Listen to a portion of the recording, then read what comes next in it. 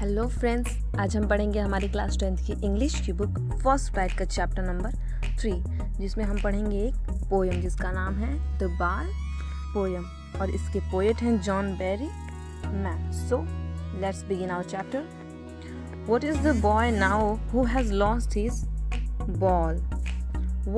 What is he to do? I saw it go, merrily bouncing down the street, and then merrily over there it is in the water. इसमें poet बोलते हैं What is the boy now who has lost his ball? मतलब कि अब वो लड़का क्या करेगा जिसने अपनी बॉल को खो दिया है। लॉस्ट यानी खो दिया है his ball. What is he to do? I saw it go. बोलते हैं मतलब इसमें पोएट दूसरी लाइन में भी वही चीज़ बोलते हैं कि अब वो क्या करेगा। मैंने देखा जब उसने अपनी बॉल को खोई, यानी कि जब उसकी बॉल लुढ़क करके आगे ऐसे गिर करके जा रही थी तो मैंने उसको देखा। मैरीली बाउंसिंग यानी कि मैरीली का सेंस होता है खुशी से, बाउंसिंग यानी उछलते हुए, डाउन द स्ट्रीट मतलब गलियों में नीचे की तरफ, and then merrily over there it is in the water. Poet बोलते हैं कि मैंने देखा कि उसकी बॉल जो थी वो बिल्कुल खुशी से उछलते हुए जा रही थी डाउन द स्ट्रीट गलियों में नीचे की तरफ, एंड देन और उसके बाद merrily over there it is in the water, और फिर लुढ़कते लुढ़कते जा करके वो पानी के ऊपर चली गई या पानी में गिर गई।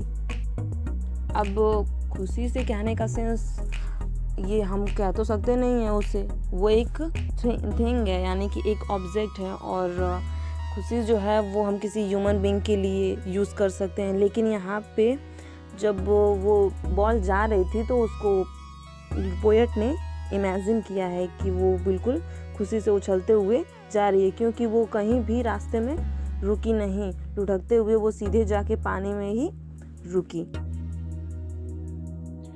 No use to say, oh there are other balls.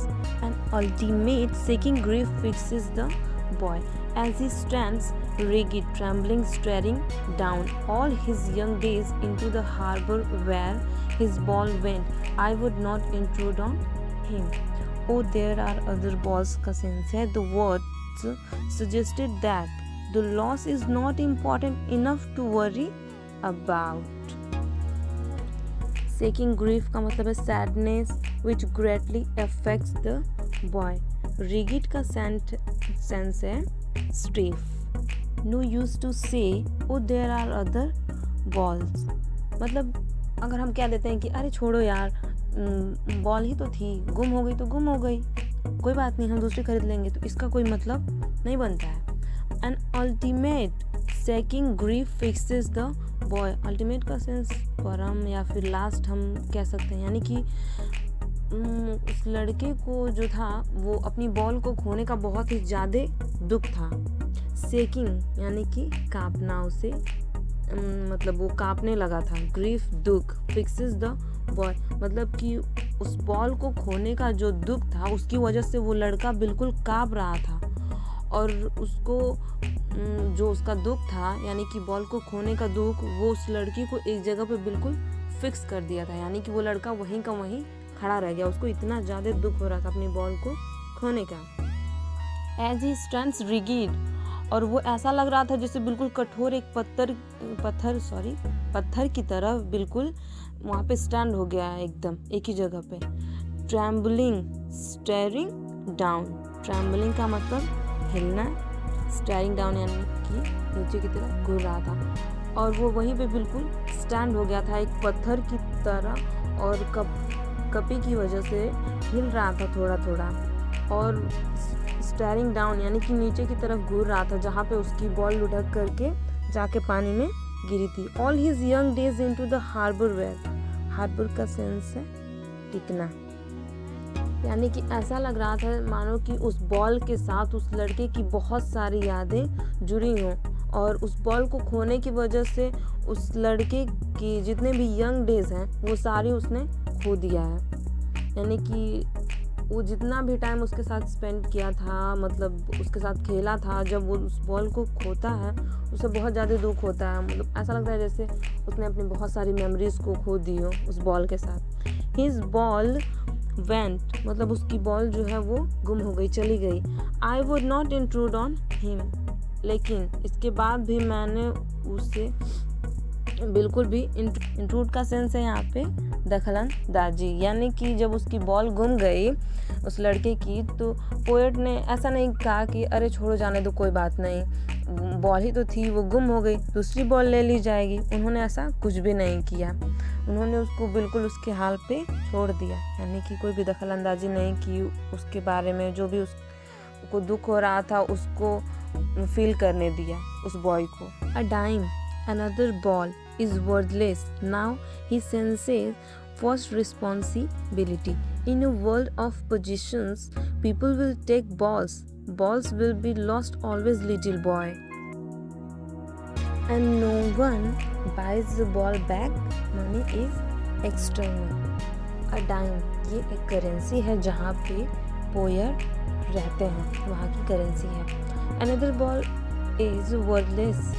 मतलब कि वो बोलते हैं पोएट कि दूसरी बॉल खरीदने के लिए हमें ज़्यादा पैसे नहीं लगेंगे, एक डाइम ही लगेगा, लेकिन ये बिल्कुल बेकार है, इसका कोई मतलब नहीं है। Now he senses first responsibility, वो बोलते हैं कि अगर मैं खरीद के एक नई बॉल उसको दे दूंगा तो इसका कोई मतलब नहीं रह जाएगा, उसके पास एक नई बॉल तो आ जाएगी, लेकिन वो कभी अपनी रिस्पॉन्सिबिलिटी को नहीं समझ पाएगा। अगर मैं उसे अभी वो बॉल नहीं देता हूँ तो वो उससे पहले अपनी रिस्पॉन्सिबिलिटीज़ को समझने की क्षमता आ जाएगी, यानी कि अपनी जिम्मेदारियों को समझेगा कि हमें हमेशा अपनी चीज़ों का ख्याल रखना चाहिए, वो कभी भी गुम हो सकती हैं। और एक ह्यूमन बीइंग में अगर रिस्पॉन्सिबिलिटी होती है तो वो अपनी सारी चीज़ों को लाइफ टाइम संभाल सकता है। In a world of positions, positions का सेंस होता है कब्जा करना, यानी कि यहाँ पे ऐसा इसलिए कहा गया है, कब्जा करने का संसार इसलिए कहा गया है क्योंकि इन द वर्ल्ड ज़रूरी नहीं है कि जो चीज़ें हमें पसंद होती हैं, जो चीज़ें हमारी होती हैं वो हमें मिलती हैं। कुछ चीज़ों को लोग ज़बरदस्ती छीन लेते हैं और कुछ चीज़ें हम खुद ही खो देते हैं। तो पोएट कहते हैं in a world of positions people will take balls, balls will be lost always, little boy.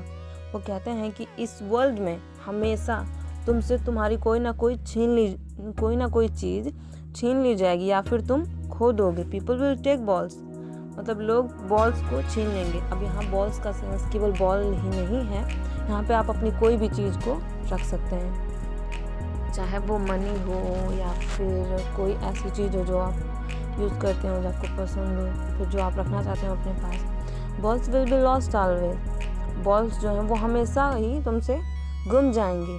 अब बॉल्स की जगह यहाँ भी आप किसी भी चीज़ को रख सकते हैं। लिटिल बॉय कहते हैं कि छोटे बच्चे, ज़रूरी नहीं है कि जो चीज़ें तुम्हें पसंद है वो तुम्हारे पास ही रहेंगी, हो सकता है कुछ चीज़ों को लोग छीन ले तुमसे या फिर कुछ चीज़ों को तुम खुद ही खो दो।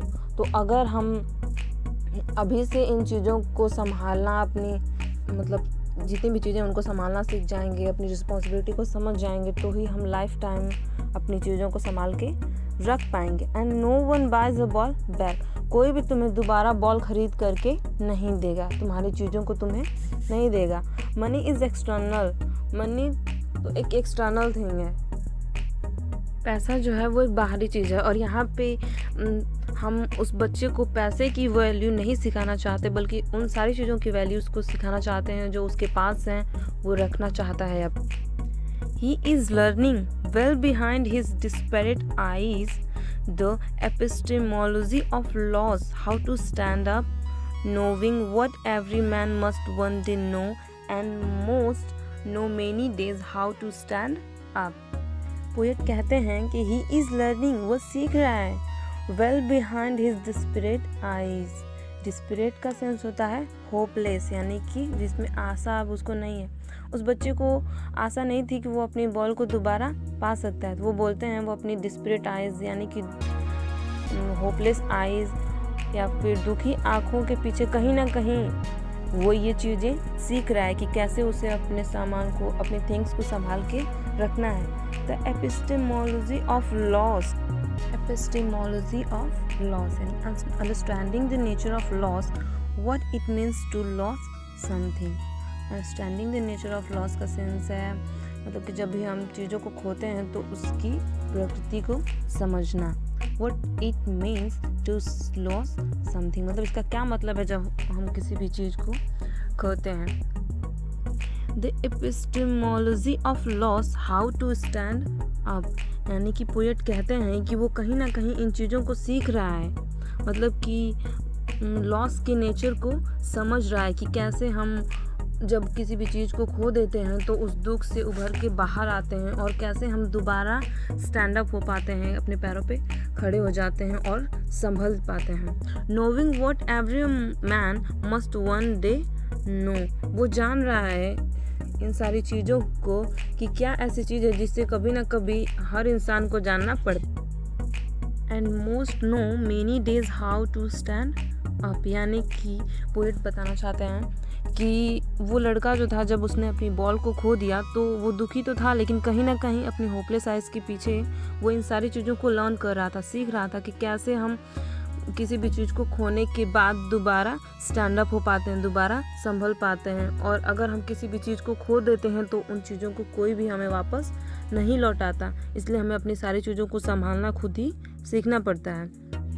नोविंग what every man must one day know, और वो इन सारी चीज़ों को जान रहा है कि ऐसी क्या चीज़ें हैं वर्ल्ड में जिन्हें हमेशा यानी कि कभी ना कभी हम किसी ना किसी इंसान को या फिर सभी को ये चीज़ें सीखनी पड़ती हैं कि जो लॉस है वो हमारी लाइफ का एक पार्ट है और इसे हमें फेस करना पड़ता है। जब भी हम किसी चीज़ को खो देते हैं तो उसका दुख हमें बहुत ज़्यादा होता है, तो ऐसा हम क्या करें जिससे हम उन चीज़ों को खो ना सकें। And most know many days how to stand up, और वो जानते हैं कि कैसे हम इन चीज़ों को संभाल पाएंगे और अपनी लाइफ में दोबारा स्टैंड अप हो पाएंगे। एपिस्टेमोलॉजी जो है वर्ड वो एक ग्रीक वर्ड है। द ग्रीक वर्ड एपिस्टीम एक ग्रीक वर्ड एपिस्टेम है जिसका मतलब होता है नॉलेज, ज्ञान। It comes from a word meaning to understand, to know, मतलब जिसका मीनिंग होता है टू अंडरस्टैंड, किसी भी चीज़ को समझना। Epistemology is the study of nature of knowledge itself, मतलब कि ये स्टडी करना है हमारे नेचर का जो नॉलेज है उसको स्टडी करने को ही हम एपिस्टेमोलॉजी कहते हैं। सो हमारी पोएम इस पे ख़त्म हो जाती है।